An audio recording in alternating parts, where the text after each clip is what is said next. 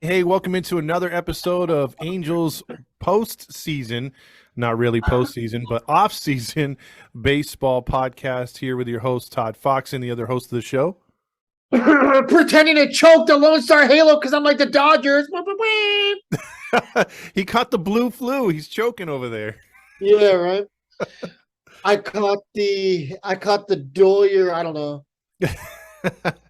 Well, it happened again, sort of like death and taxes, the Dodgers choking. And we'll talk about that. You know, we don't believe in the whole 2020 season should never took place, 60 games. The moniker is you can't do it 162. So we'll have a lot of, it's not, obviously it's heady. It's an Angels podcast, but we're going to dive into the Dodgers stuff and why we're doing it. And then also we're going to touch postseason. And we're going to start off the show though about talking about Ohtani, and he's been in the news lately, and especially when he went to Japan. What was it exactly said there, Fernando? I mean, just a whole lot of clickbait, right? I mean, we've talked about this, off air on the group chat and all that. It's just, and there's a lot of other pages like the Halo Bros that said, it's essentially all just clickbait.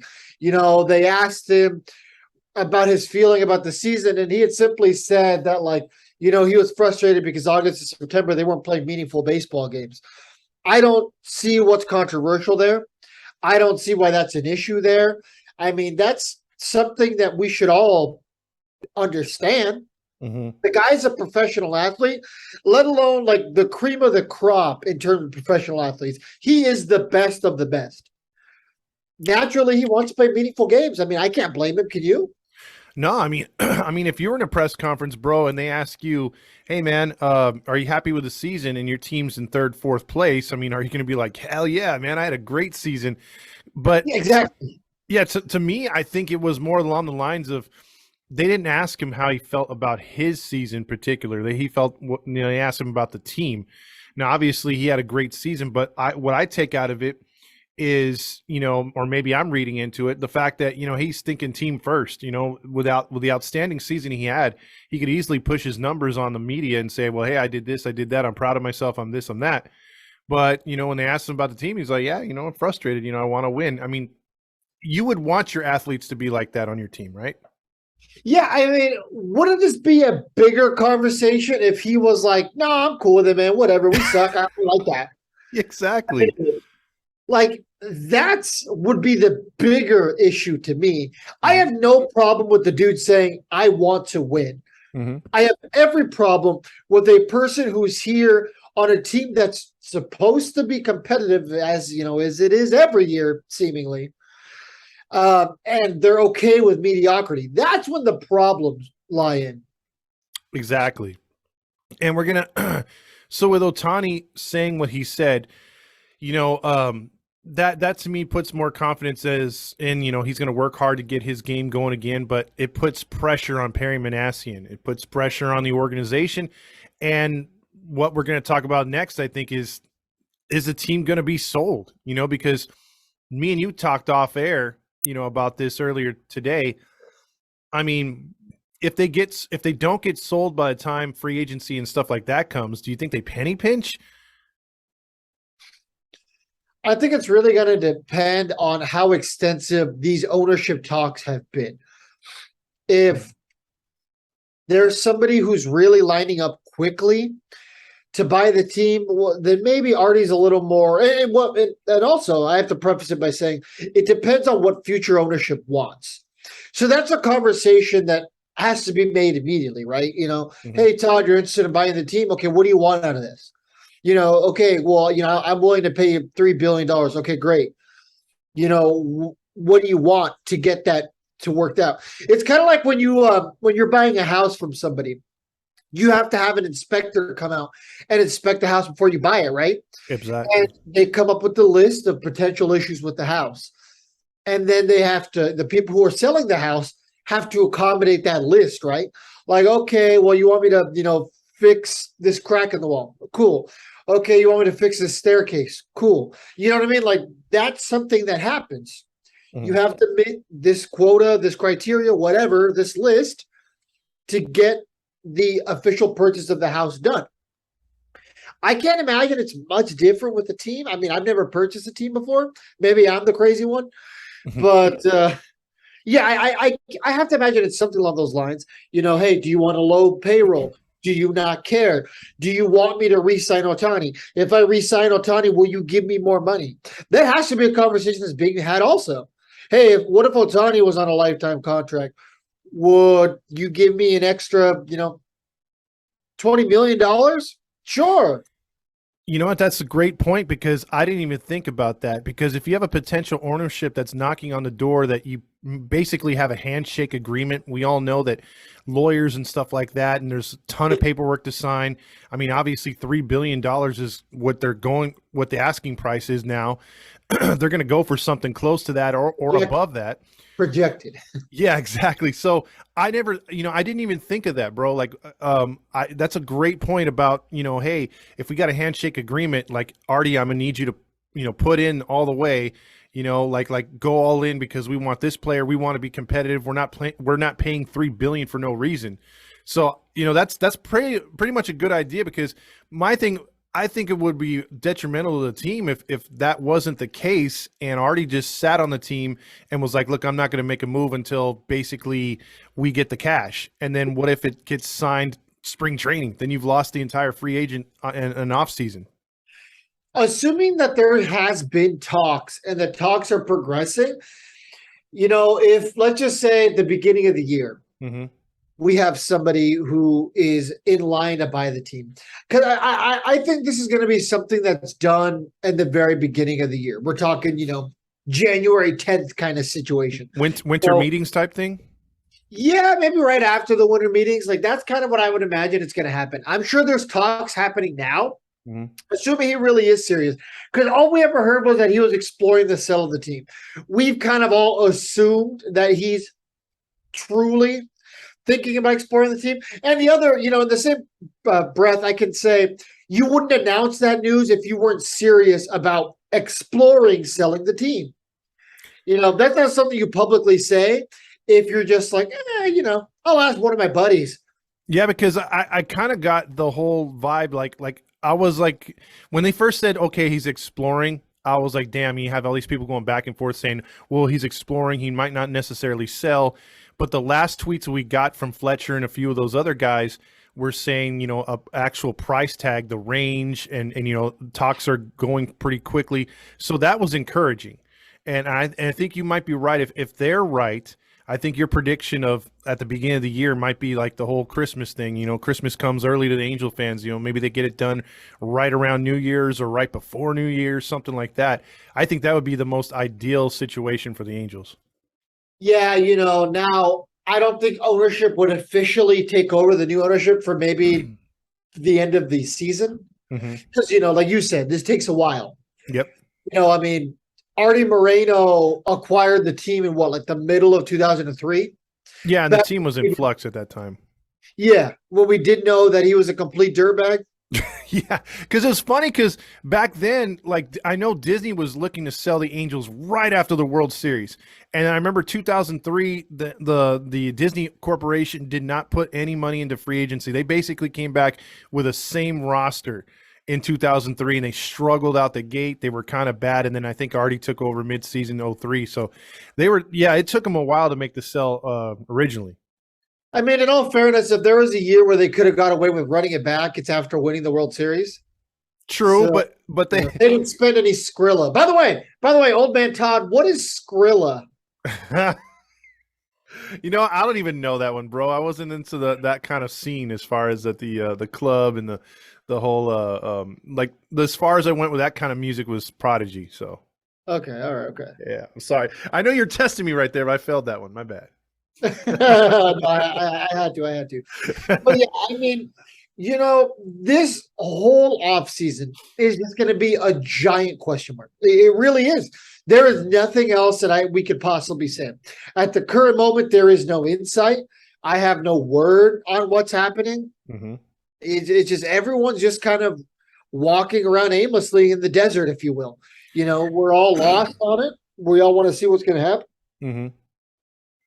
And there's a lot. I mean, like just the stuff off the top of my head, the allegations, the conspiracy, whatever you want to call it, the trouble that Artie's in, the city stuff, the stadium, whether or not they're going to get the land in the future, or that's going to come with a new ownership, the ownership agenda, what's going to happen there, that what we're just talking about, free agency, the coaching staff is apparently going to be new because they finally got rid of Jeremy Reed. We don't know about Paul Sorrento yet. Or Matt Wise, guys like that. There's also, the Ohtani question is just a huge cloud over the stadium right now. I mean, it would bring so much relief like Pepto would, someone that's ate too much Taco Bell, if we re-signed Ohtani. Have you tried their food? Yeah. I used to work at Taco Bell. We'll see. But back then, though, I bet you when you worked there, it wasn't 40% freaking tofu for the meat, right? Wasn't that long ago, Todd. I'm not that old. I'm trying to age you. My bad. It wasn't even 10 years ago. The days of the Nacho Supreme. I miss the Nacho Supreme. I'm pretty sure they still have the Nacho Supreme. Well, they have the Bel Grande right now, and so it's like their option of making you pay like $3 or $4 more than the freaking Supreme. So okay, all right, fair enough. But Did yeah, you ever man. have a fast food job, by the way? You know what? I actually didn't. I avoided those. I was like, okay, I'm not going to work fast food, but I'll do warehouse. So I've done warehouse a lot when I was younger. So that was your quote unquote crappy, like, young job. How everyone has those, like, Yep. I didn't want to do this kind of job.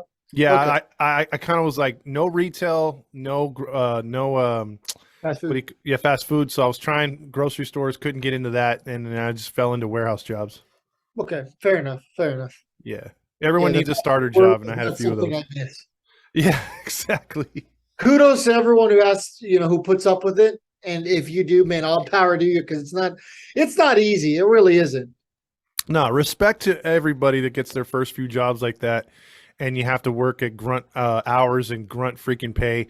Respect. You put in the time, and eventually, hopefully, you get to where you want to get to later. Like I did. It just took me a few years, but I got there. But yeah, that's you got to start somewhere. I mean, we're not all silver spoon fed, unfortunately. Yeah, I remember. I don't want to get too off topic, but I mean, it's the off season right now, right? If there's ever a time to get off topic, it's to the 20 people are going to listen to this episode because it's the off season, let alone the beginning of it. Pretty much.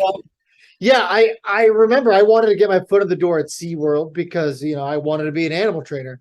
I started off as a ride operator at SeaWorld at the Shipwreck Rapids ride. If any of you guys go to SeaWorld in San Diego or have been there, I was working the Shipwreck ride. I had to be in the department for 90 days before I could transfer. Mm-hmm. So I was there for 93 days.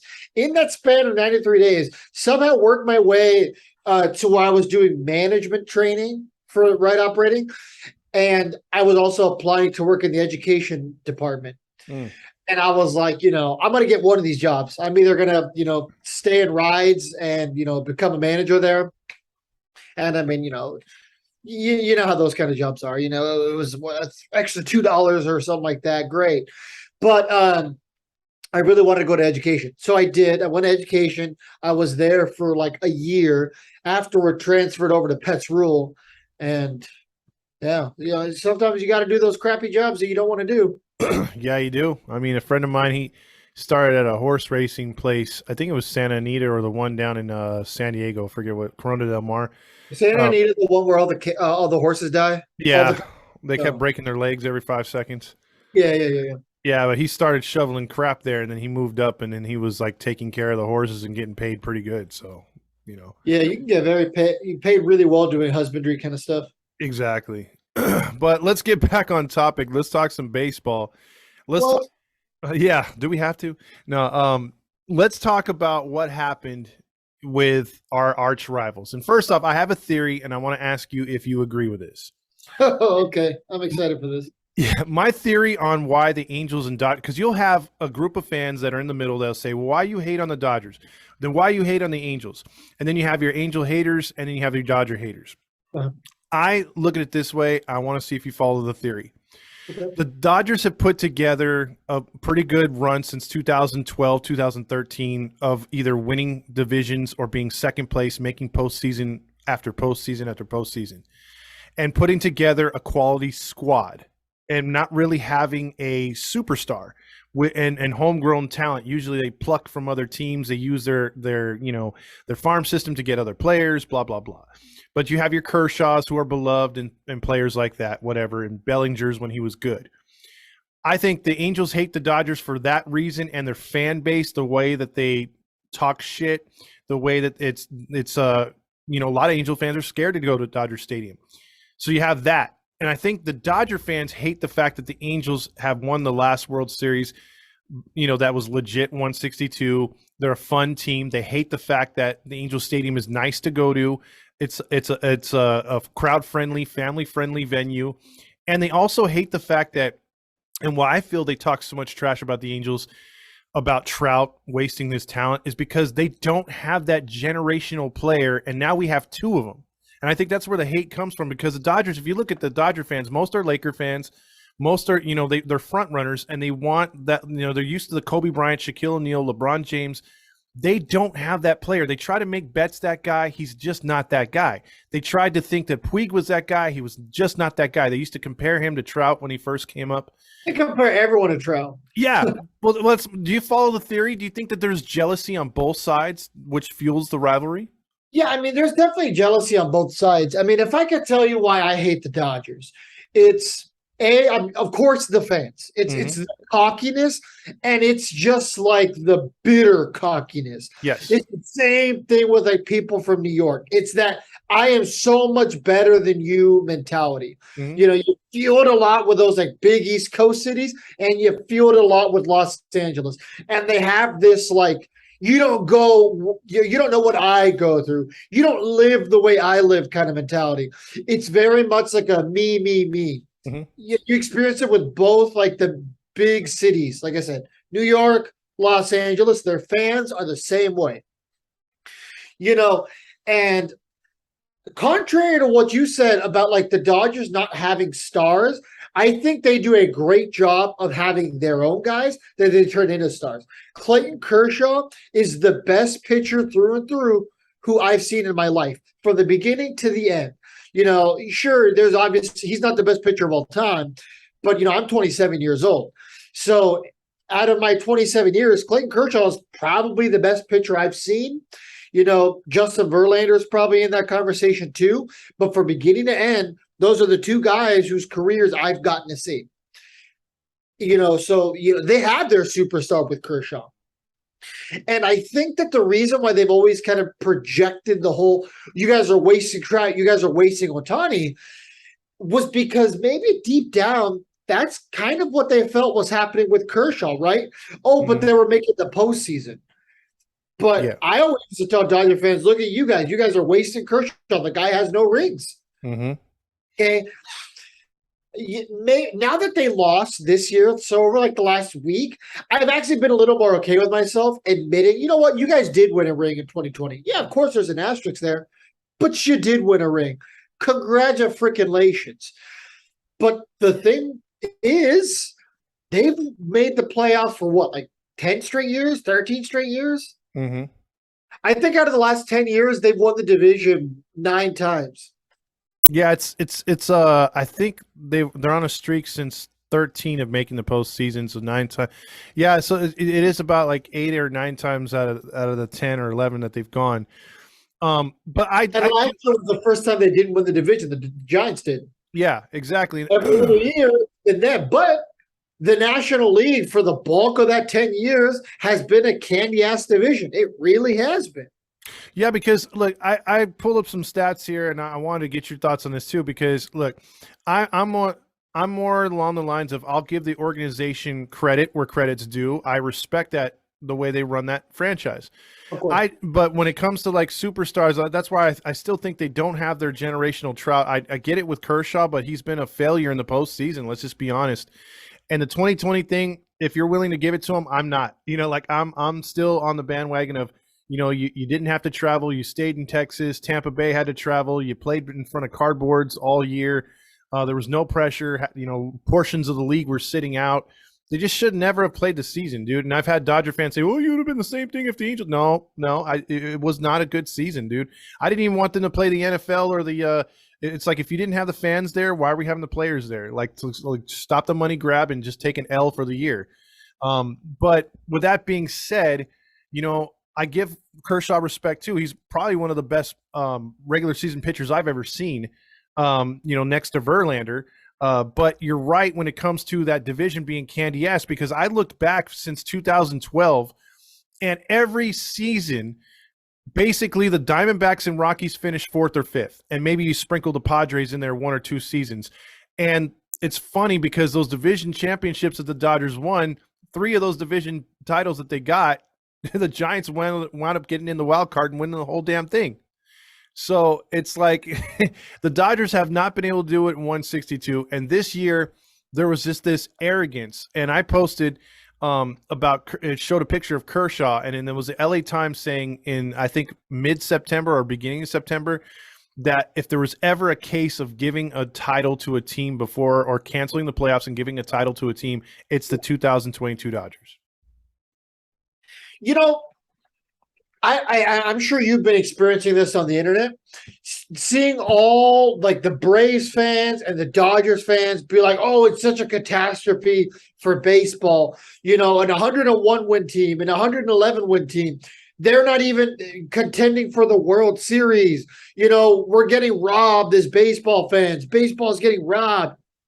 And to that, I'm gonna say this. That's why I watch baseball. This isn't football. This isn't basketball where it's the same thing every single year. This isn't college football. You like USC? Great, because I guarantee you it's going to be a long-ass time before you see USC in a national championship game again. Sorry, not sorry. Maybe it'll change a little bit since they're changing conferences, but they're not Alabama. They're not in the SEC. They're not going to make it to the national championship game. It's the same thing with like football. Dude, my entire life, it's been the Patriots. And then, it's been the Buccaneers. It's really been wherever Tom Brady goes versus whoever the hell's going to lose that year. Yeah, you have Mahomes. You mix them up. You have teams here and there. My thing is this, what you're talking about. We've seen teams like in the NFL go 13-3 and get bounced in the first round. Seen it many times. The Colts, Chiefs, teams like that. Just you think, oh man, this is the cream of the crop, and then boom, first round they get knocked out. To me, it's all about preparation. And then we talked about this too this morning where, you were under the estimation of instead of inter-squad games, let's bring up our AAA squad. Let's bring up college teams, whatever, get some different players to face to keep our guys finely tuned. Look, we've seen it. The Braves get knocked out and we all penciled them in for the NLCS. We penciled in the Dodgers for the NLCS. We didn't we didn't think the Padres were going to make it. They barely beat out the Brewers. The Phillies had to fight their way off a bad coaching situation. They turned their team around. They look like, it's just, they got hot at the right time. And like you said, that's why you watch baseball. But then for the Dodgers and Braves to talk that shit and say, okay, you have 212 wins, not in the postseason. How do you explain the freaking Astros? Astros won again tonight. They had 5 days off. They're up 2-0. How do you explain that? You don't, but it's baseball. That's why this game is so wonderful. Like I said, basketball, football, a lot of the times you can predict who's going to make it to the big game. And, you can be right a lot of the times. You really can't do that with baseball. Anybody who tells me they had the Phillies and the Padres in the NLCS, I don't believe you. Maybe you had one of them, but there's no way you had both of them in there. That's going to be a fun series to watch. It seems like Houston's going to run away with the series. I don't really know what I want there. Honestly, I'm going to cheer for whoever comes out of the NL.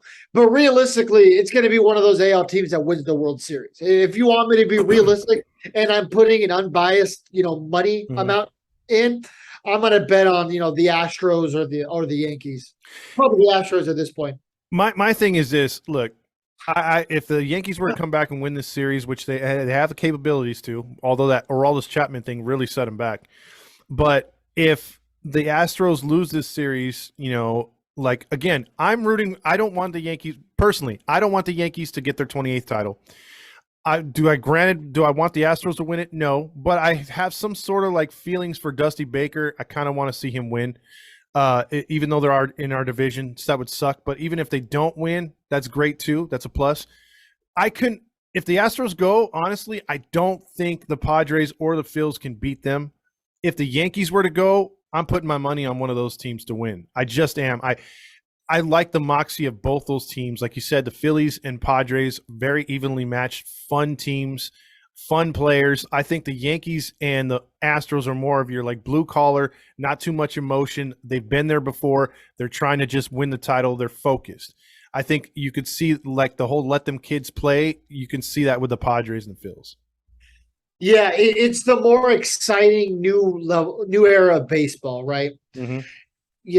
At the end of the day, I don't think a lot of fans really care about the Yankees and Astros. Like you said, we've seen it before. Mm-hmm. It's Brock Lesnar versus Roman Reigns. Cool. I've seen this 20 times. It's not it's 4 straight years now of that being the ALCS. Yes. Yeah, something like that. Yeah.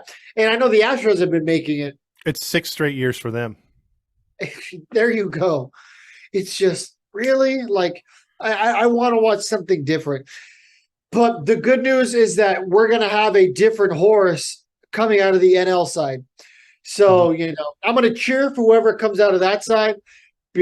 Part of me wants the Padres to win because I lived there for so long. And, I have some really good friends and my dad's a Padres fan. And the other part of me doesn't want them to win. Yeah. Well, I mean, it's definitely going to bring look, with all that San Diego's had to put up with the last few years, the team being really crappy, them losing the Chargers down there, I think it would be great for them to actually win a World Series, I think they'd be my sentimental favorite, although it would suck for them in a way and for baseball. I think it has because of Tatis's stupid decisions. He could have very well been a huge part of this team. This team could have been more fun to watch, more exciting. And it's been robbed because he was one of the best young players. But they've got it, despite not having Tatis, which would have made a great, mark in that lineup.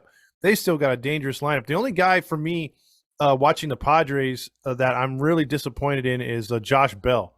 That guy can't hit the broadside of a barn right now. And if he was anywhere close to where, freaking hitter. Yeah, if he was anywhere close to what he usually is, I mean, they'd be running away with this thing, in my opinion. Yeah, but I mean, who was their other option to keep Eric Hosmer, who's the same way? That's true, and Hosmer didn't have any power either. You weren't going to back up the outfielders with him. Yeah, exactly. It's not the Hosmer that was on the Royals. So true. Like I said, man, I mean, yeah, it'd be cool to see the Padres in there, I guess. But, man, I mean, if they were to win the World Series, that'd also be a kick in the nuts for me. I like the Angels. I don't like the Padres growing up. But as I got older, I started to lean a lot more toward the Angels because it frustrated me that the Padres didn't spend money. They kept hiding behind these fake rebuilds. Mm-hmm. And I was like, you know what? There's this team here in Anaheim, and they're so much more exciting to watch. They have one of my favorite movies based on them, and they have this cool monkey, and they have this ability to spend money on these big free agents and attract these guys. So that's why I started to like the sexy neighbor. I was like, okay, I'm going to be an Angels fan. Mm-hmm. And now here we are in a situation where the roles are reversed. All these people who I've been friends with on Facebook and Instagram for, 10, 15 years and I grew up with, who don't give a shit about the Padres, all of a sudden, oh my God, go Padres. I'm like, where were you guys? Yeah. I said from the beginning, San Diego's a minor league city. Sorry, not sorry. Oh, well, they're top 5 in attendance this year. Yeah, because they're winning. Mm-hmm. Bros like going down there and drinking beer. It's a party atmosphere. But in terms of real quality baseball fans, San Diego isn't that. Well, when the Padres had those lame ass jerseys, the ones with the wave and whatnot, I remember going to Petco a few times and that place was empty. Which jerseys? The ones with the wave on the back of the EZ or ES on the end of the jersey. They're just plain white. Had a San Diego patch. It just yeah. yeah. I have one of those. I do have a Padres jersey. Will Myers one like in every color. I used to go to their garage sale events, and they would like literally have jerseys from the gift shop for like $20. That's not bad, actually. Yeah, I don't wear them anymore though because Will Myers changed his number. So No, okay. We could yeah, always get it. I Get probably it. would now. See, that's what like a lot of the jerseys I buy now. Like unless they're a player that retired with the team or whatever, I'll just mainly go with myself. Like I'll pick a number and just customize it because I know I'm not going to be traded. You know, because a lot of times you'd be like, oh, I want this jersey, and then like he's gone. Like Yeah. the only go to one is Trout. Like well, hopefully Otani too. But Remember when you got a Brandon Marsh jersey? yeah, You're like, he's gonna be around for a while. that went straight to Nats fan. There you go. Let me ask you this. Okay. So old jerseys, hmm at what point are you allowed to wear a jersey from a former player? And is there a specific like rule you follow? So you can tell me like your rule with like former players, and I'll tell you mine. Oh, okay. Like right now, I have a Russell Wilson jersey, obviously, and I'm not wearing that shit forever until he retires and like goes to the Ring of Honor type deal. Then yeah, like I did the same thing. I have a Richard Sherman when he went to the 49ers. I'm like, F this guy. And I almost threw it away. But I held on to it, and now that he's doing podcasts and he's pro Seahawks, he's working with the Seahawks. I'm like, okay, he's come back home. I feel good wearing it. If a player like leaves a team and says big F you and spends most of his career with the other team instead of yours, I tend to sell those jerseys. Okay. So for me, it's always been they have to like be a team legend or like a big name. Oh, I see what you mean. Okay. So, and a lot of the times when I feel like the player isn't on that cusp, I make it a point to try to get the jersey signed. So, I have a Tim Tebow Broncos jersey. I probably wouldn't wear that around anymore because he's not a Broncos team legend. Mm-hmm. So I got it autographed and it's hanging in the man cave now. Same with my Calhoun and Anderson Simmons jerseys. I don't think I'll ever wear those again. So I got them signed and I hung them up. Mm-hmm. So, like a Peyton Manning Broncos, yeah, I'll wear that. A Jared Weaver Angels, which I don't have, by the way. Mm. Yeah, I'll wear that because these are, team legends. These are guys who, like you said, Ring of Honor situation. Yeah. Like I have a Tim Salmon, Garrett Anderson. I have a Troy Gloss. Those type of dudes live on in infamy. I keep them. I was gonna get a John Lackey, but I'm like, nah. You know what? He wound up finishing his career with other teams. But he did win a World Series with the Angels. He was the Game 7 starter. Yeah. So, and he's technically in the Angels Hall of Fame. He is, and I know he came back for the anniversary, so you might be talking me into that one. I'd like a John Lackey. That'd be a pretty sick one to get. Yeah, I'm on board with getting your boy Frankie Rodriguez. That's one that's on my wish list. I want to get a Frankie Rodriguez. Yeah, future Hall of Famer, don't at me. Absolutely. And I would love to get that Hall of Fame patch on the side. That'd be sick. Yeah, I want him to get into the Hall of Fame. I don't think he will, but I want him to. I think he deserves it. He's one of the best closers of all time, not even just Angels. He was a dominant closer, man. He really was. He was locked out for a long time. Yeah, you brought up some good stats the last time we talked about that. Everywhere he went, Detroit, Milwaukee, he put up some good save numbers, so he was definitely an all-star in my opinion and a Hall of Famer as well. One thing I want to circle back to the Dodgers real quick. With them winning 111 games and losing only 51, I want to run some things by you real quick on their season. They had a differential of plus 334. That's almost a record high. They finished 57-24 at home, 54-27 on the road. They went 19-14 in the East. So the East gave them problems. They went 23-10 in the Central, and in the West, with that unbalanced schedule, they went 54-22. They have a win percentage over their West opponents over the last 10 years of 77%. Can I throw the words candy ass back there again? And once Yes. again, dude, when you're in a division that had the mostly mediocre Padres for the last 10 years, Mhm. the mostly mediocre Diamondbacks and the Rockies, yeah, sure, the Diamondbacks made it like in what, 2017, 2018? Something like that. Yeah, I think they made it to the wild card or whatever. But overall, over the last decade, almost all those teams have been really bad. Yep. The Dodgers during the regular season have been really good for the last 10 years. So, yeah, naturally you're going to beat up on those teams because those are the teams you should beat. Granted, the Angels never beat those teams themselves. Seems like the teams that give us the most hard times are the teams that we should be beating. Exactly. That's always been our issue. Oh, we got the Guardians coming out. The Guardians suck. Let's get swept. Yeah. Oh, the Tigers are one of the worst scoring teams in the league. We lose 2 out of 3. Yeah. But the Exactly. Yankees come to town. We're playing playoff baseball. So it's always been like that every time. But the one thing that has pissed me off about the Angels is the freeway series over the last like 2 or 3 years. The Dodgers have been owning us all of a sudden. yeah, we had a huge lead as far as games Yeah, against the Dodgers, and they've whooped our ass the last couple of seasons. They swept us back to back, right? I know they swept us last year. We didn't win this year, did we? Did we even get a game? I think we won a game. God, well, now I need to check. Yeah, please, because I've been wondering that too. It's been a long season, and I tend to forget that series or the series that we had the 2-2 gamers, then I'm pretty sure we got swept because I remember one series here in LA that just beat the shit out of us. So I forgot what we did in Dodger Stadium, but yeah, it's been disappointing. But what I want to say is with a new schedule next year, they're not going to have that advantage because you can look at up until this year with the Padres actually putting things together. It's the same ass division year in and year out.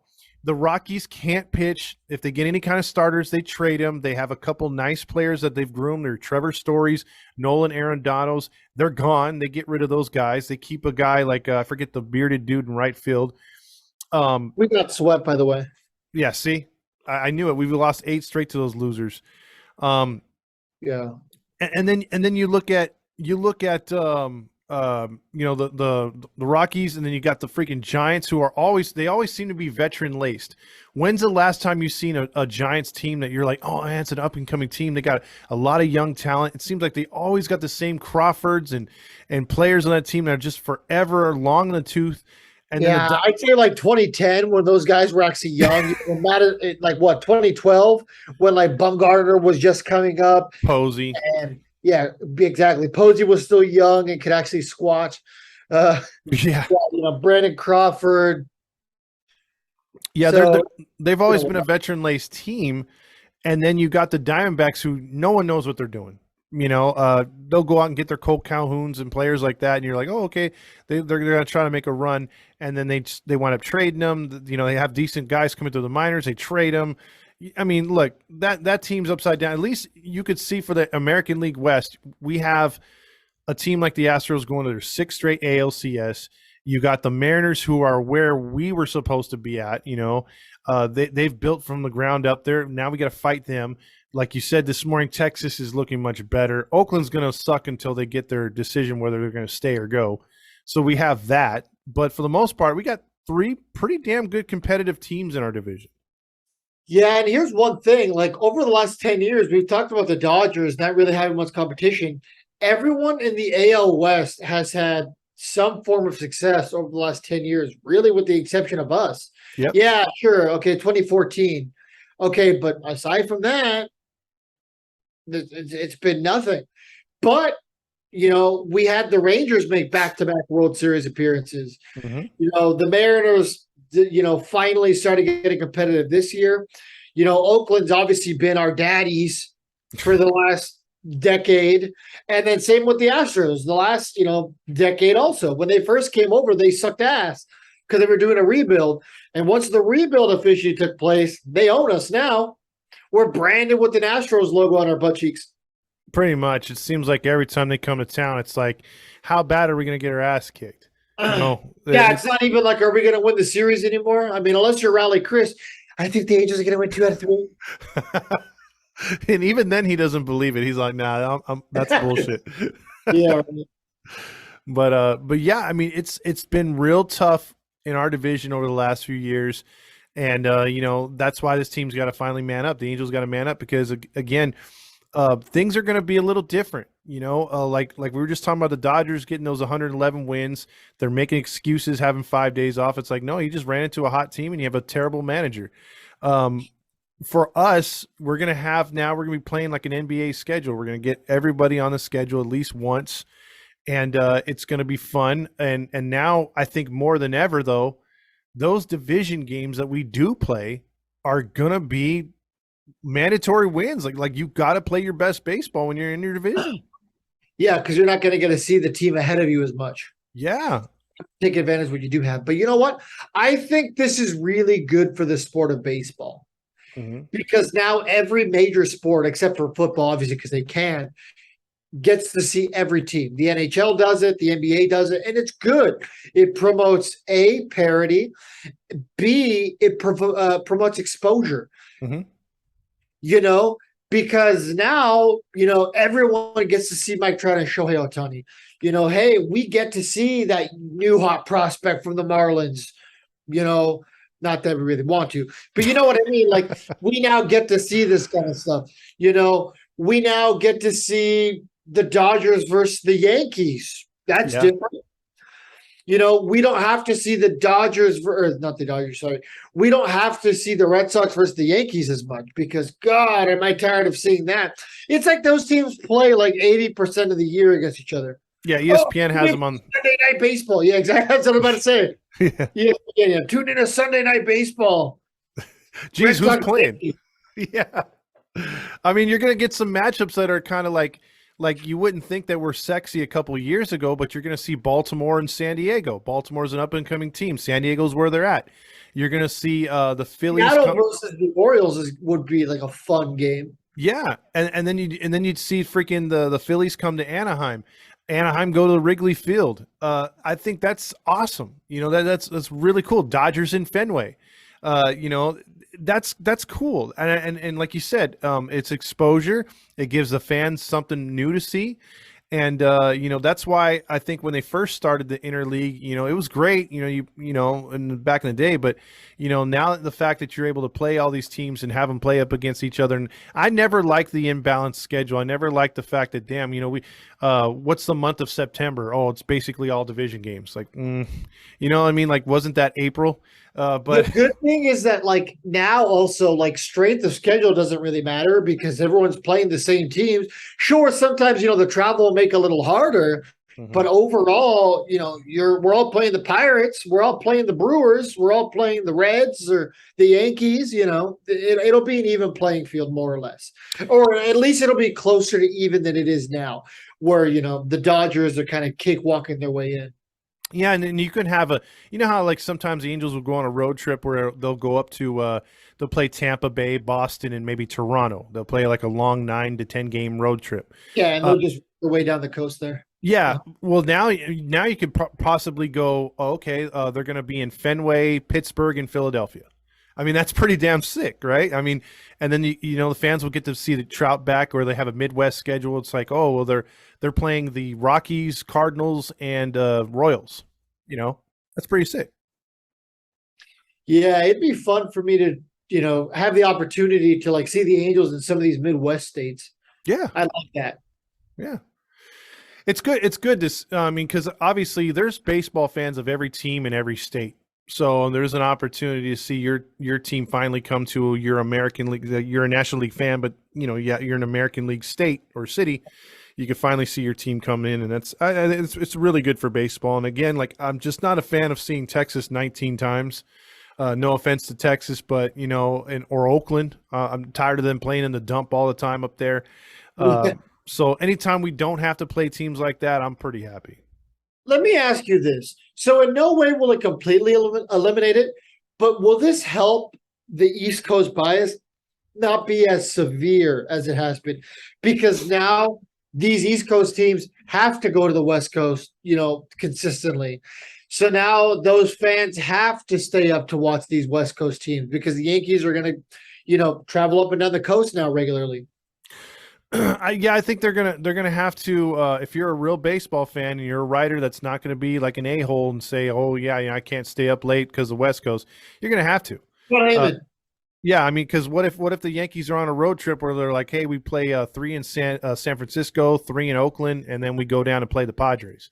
You have to stay up. You have no choice, and they're going to wind up playing all these teams. It just depends if they're going to be on the road or not. But probably most likely this year they'll get the bias and they'll play those teams once, and they'll be in New York. But I think it would push the newer reporters to get off their high horse, or the old ones to get off their high horse and actually do their job, watch the teams, and give credit to some of these West Coast teams that show up, because I know Seattle didn't start getting any kind of credit till they got into the postseason or clinched a spot, despite how good they were playing.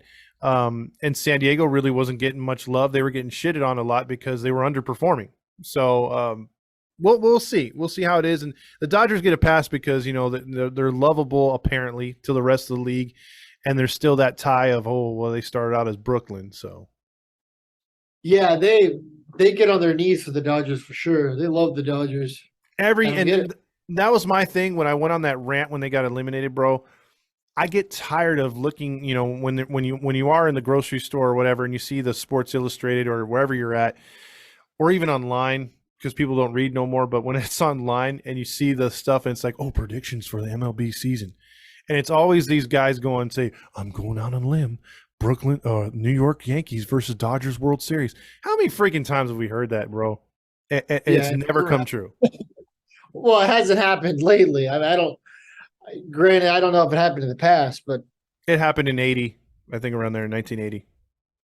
Well, there you go. But this is in 1980, because if it was, the Dodgers would have just came off a championship. Exactly. That counted. Oh, man. But here's my thing. I'll ask you this last thing on the Dodgers. If you were a Dodger fan, or let's just say the Angels were to do this, and they won 111 games, because we went through this in 2014 in a way.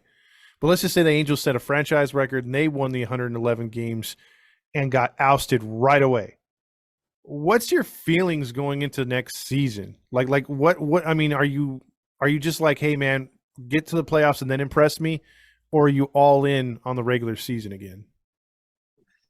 I mean, I'm not like some idiots who are like, I don't want the Angels to make the playoffs unless they're going to make a deep run. It's like, no, bro, you have to make it to the dance to get to the chip. Mm-hmm. You can't make it to the championship games. You can't, make it to the World Series if you don't get in the dance first. Once we get in the dance, we can figure everything else out. You know what? If we go in there, we win 111 games and we get bounced in the first round, well, clearly something didn't go right. Why did we get cold at the wrong time? And that's when good general managers are truly made.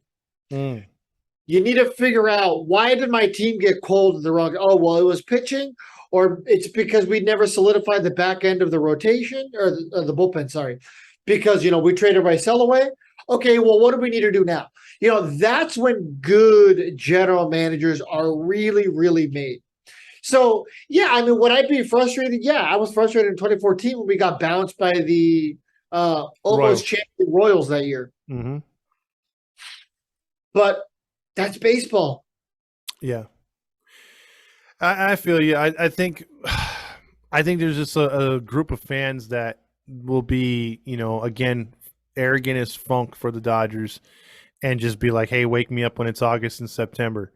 And I don't want, like, if this team starts to win, obviously it's a good thing. But if I don't want that again, to where it was, because there was a group of fans, I remember when the Angels were on the run, where it's like, yeah, they weren't going to games, April, May, June, July, even maybe even some parts of August. But when the team was like starting to wrap up that division and get into the playoffs, they were all of a sudden Angel fans, and you saw flags in the cars. Like, come on, guys, come on, But that's just how it is, man. That's just how SoCal is, though, with everything. Like I said, I mean, I remember going to Padres games in 2012 when, now batting Will Venable, now batting Ryan Schimpf. Angels legend, by the way. And that's the thing, man. Like it's the same thing with the Angels. When the Angels are on, everyone loves them in Anaheim and Orange County. When the Angels are off, you know, you can go to Knott's Berry Farm and count how many Angels shirts, jerseys, or hats you'll see. Hmm. Well, hats doesn't count. Everyone wears the hats for the colors nowadays. Yeah, exactly. Shirts and jerseys. When the team's on, man, you'll see everyone in Disneyland and Knott's, and they're all wearing them. And when the team's not hot like they have been lately, and they've been disappointing, nobody's wearing Angel stuff. Yet you're always going to see people wearing Dodger stuff no matter what. That's true. I mean, And that's one thing that also pisses me off. I just wish sometimes the fan base was a little more like, you know what, I'm an Angels fan. Yeah, I poop on my team all the time, but at the end of the day, man, like I love the Angels.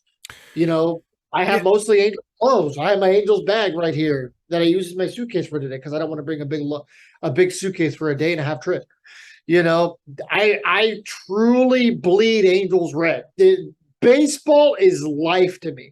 I was watching the Coyotes game earlier. Well, speaking of getting shit on, the Coyotes got pooped on today. That was like what 6-2. mm, But my point is, like, man, baseball is what I really, really care about, and I just wish sometimes our fan base was a little better. yeah, I agree. I mean, I will give it up to the hardcore fans though that were going down the stretch. There was a lot of fans, including myself and you, that were showing up to these games when the Angels were obviously out. Um, and I give credit where credit's due. I mean, they were still averaging about 35,000 per game, and they still had they were bringing the noise. And for a team that wasn't scoring, I thought that was very um, you know very good for the fan base. But I mean, like, it's just their Angels are hungry. They're hungry like the Mariner fans were to get back to the postseason.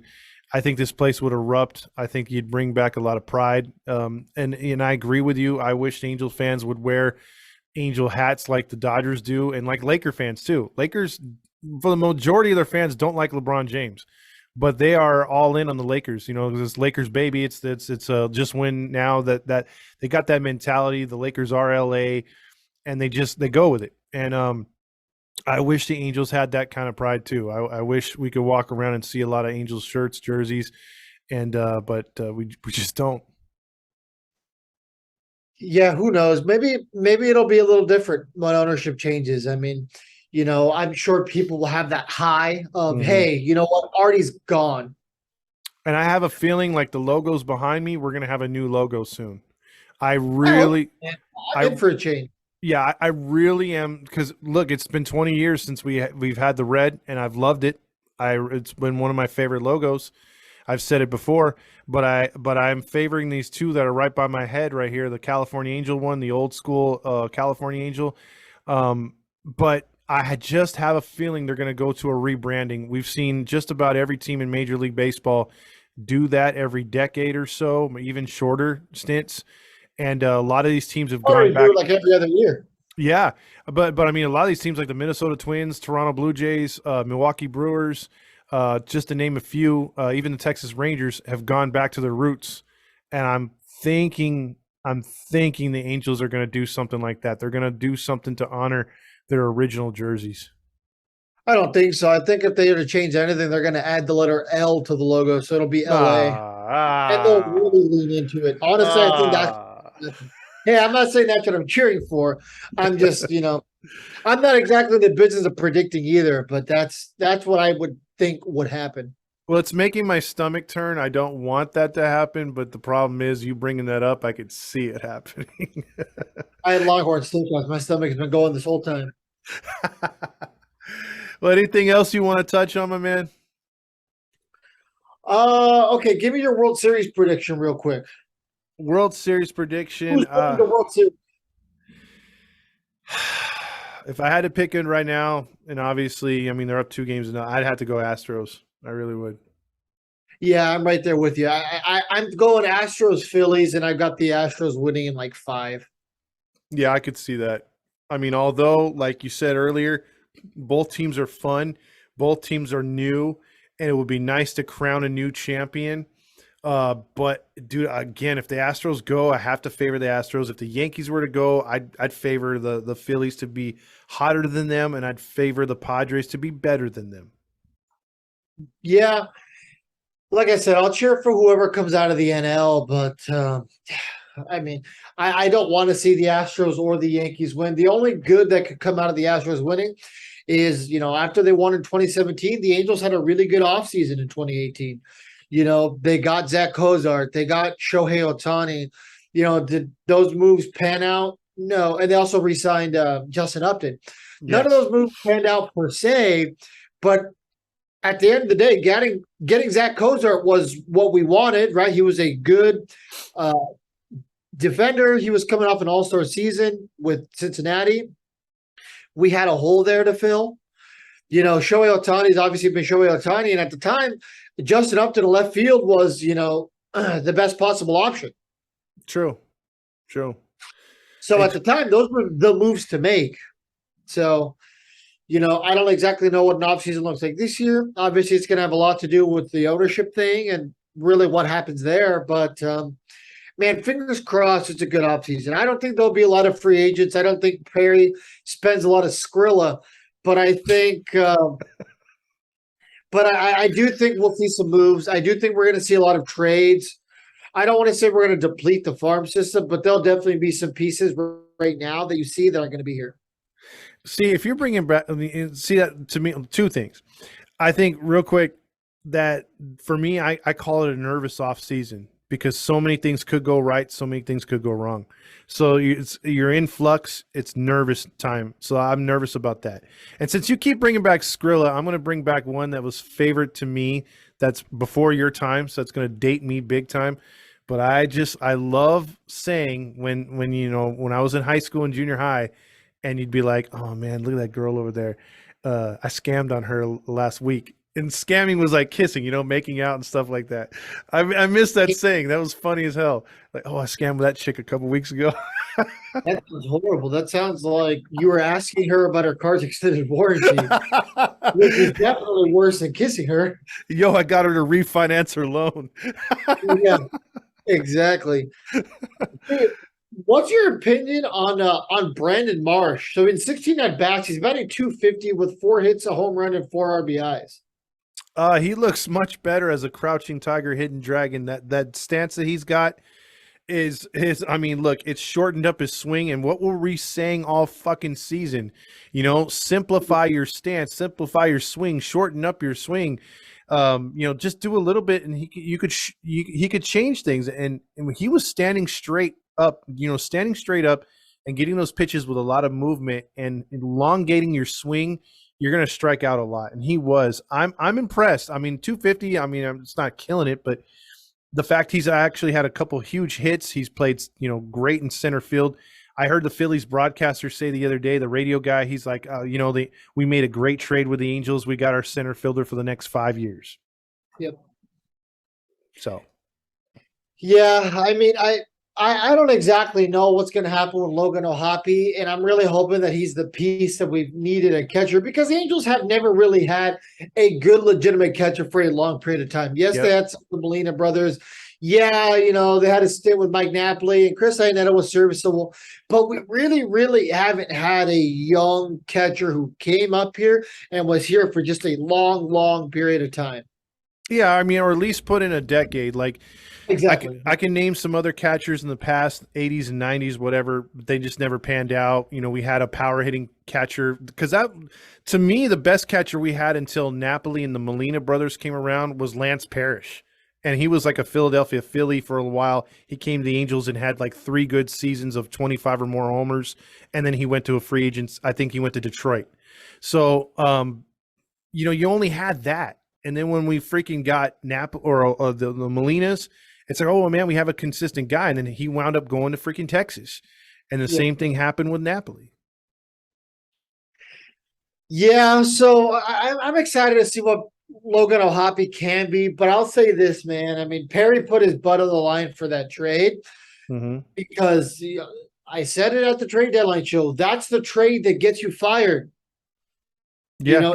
That trade does not work out. you get fired over a trade like that. If Brandon Marsh can continue to be a solid piece for the Phillies for the next couple of years, and Logan doesn't develop the way he's supposed to, you're in trouble, man. I mean, he's already probably on a warm seat. I think they let him finish the 2 years, bearing anything bad happening. Yeah. But yeah, man, that's one for sure that if it doesn't work out, it's not going to look good for you because Brandon Marsh, he's a Gold Glove finalist. Yeah. Yeah. Yeah, take his offense. I mean, he batted 245 this year, which isn't good. Well, it's okay. But I mean, he was down in the dumps when he was here in Anaheim. I mean, he was batting like what, low 200s when he left? Yeah. I think it was something like 212. And then he jumped his numbers up with Philly after the trade. So Yeah, and I mean, he had that big postseason home run. So yeah, we'll see. I mean, I like Brandon Marsh. I think he's a very talented kid. I do too. I mean, and I never agree with your girl Val, but I will. But if there was a way to get him What? back, because when Val said, "Oh, I want Marsh back. Hopefully, we get him next year." I'm all, Well, he's on a signed contract. He ain't going nowhere. But I'll play the part of Val. I would take him back. I wish he would come back. Open arms. Exactly. Bring that new stance with you, by the way. Yeah, right. Yeah, well, that's all I got for this episode, my man. What are we looking at for the off season here on Heating Network? Well, I know next week we're planning on doing the Catella Awards. Okay. Where we I think it's 10 awards. We give out 10 bicycles to a specific category. And the winners of those rewards have the privilege of joining us to ride our bikes from Angel Stadium all the way to the Honda Center. Oh, wow. What a trip, dude. It's going to take forever. Yeah, right. We're not going until he joins us. Are we actually going to have trophies made, by the way? I don't think they were going to be here on time. Damn it. I was hoping mine would be made out of The chocolate. plan was to get trophies. Oh. So Unless you know a trophy. I was hoping we could gift ourselves some chocolate trophies, but I guess not. Chocolate trophies. Look at this guy. But yeah, maybe one day we can do a Halos in the Infield like 0.5K. Or instead of like running though, we take our bikes and we ride, 2 blocks. No, I think what we need to do in favor of our in celebration of Roger, because he'll be back again for another year. We got to do a Heaty Baseball Network where we circle Anaheim Stadium, but you have to ride your bike with somebody on the handlebars. I'm gonna get a little stuffed animal, like a little Build-A-Bear, and just put like John Stamos' face on it. If you're able to make it around the stadium with someone on your handlebars, you win. There you go. Hopefully Roger's not there. It's gonna be really slippery floor. Oh man, this is a beautiful sight here at Angel Stadium. I'm joined here in front of the hats. I wasn't. It's John Stamos. Oh. I wasn't asked to be here, but I'm going to be here. James, do you have a towel? You can head on over to 714 Tickets if you need a beach towel at today's Angels game. It's baby wipes day at the ball game to clean up that unnecessary stain. Sponsored by Huggies. That's our announcer. Imagine if he takes over Patrick O'Neill's job. He did color commentary. I don't know if it was for a game or for like 3 games a couple years ago. Yeah, he was god awful, bro. He was terrible. Yeah, he was filling in for what's his name? Darren Smith? Yeah. I don't know if he's coming back next year. It's up in the air. I mean, the only guys I could think of that are shoo-ins is Gooby, Langston, and Terry Smith. Other than that, I don't know. I think Darren Smith. Yeah, Terry Smith, I think his contract's up, I think. Really? I think. I've always liked him. I think he's been great since obviously Rory's gone, but him and Rory were, I think they were the best, but him and Langston make a pretty good team. I like them on the radio. All my non-Angels friends say he's really boring. And I'm like, yeah, it's because you listen during spring training games when your team doesn't do anything. So, yeah, he's really boring during spring training because you get excited. Mike Trout hits a moonshot off a single-A pitcher. Woo! Yeah, it's pretty terrible. I mean, like, I like his calls during the season, when he's like, it's out of here. He gets kind of like, revved up. I like that, Yeah, I also like how he's not like, a lot of people hate how Matt Vasgersian gets super excited about the opposite team hitting a home run. Yeah. Terry's like, and that ball is gone. When it's like the other team, he's not excited, but you could tell like, oh, man. Yeah, because he'll be like, and Judge hits that one a mile to left field, and that is a 3-run lead now for the Yankees. It shouldn't be like, and that's a 3-1 lead for the Yankees. It's like, I'm not tuning into a Yankees game. Yeah, I don't want to hear Vasgersian say, El Caballo with a 2-run homer, Rangers lead. It's like, shut up. Shut somebody. Yeah, exactly. Have mercy. Oh, man. If Roger was in the announcer booth with Vasgersian and he said, have mercy, he'd be like, where is he? Yeah. Mercy today. I smell John. Where is he? Yeah. Let's catchphrase. All right, man. Well, this was a good episode for Halos in the Infield. This is Todd Fox along with the other host of the show.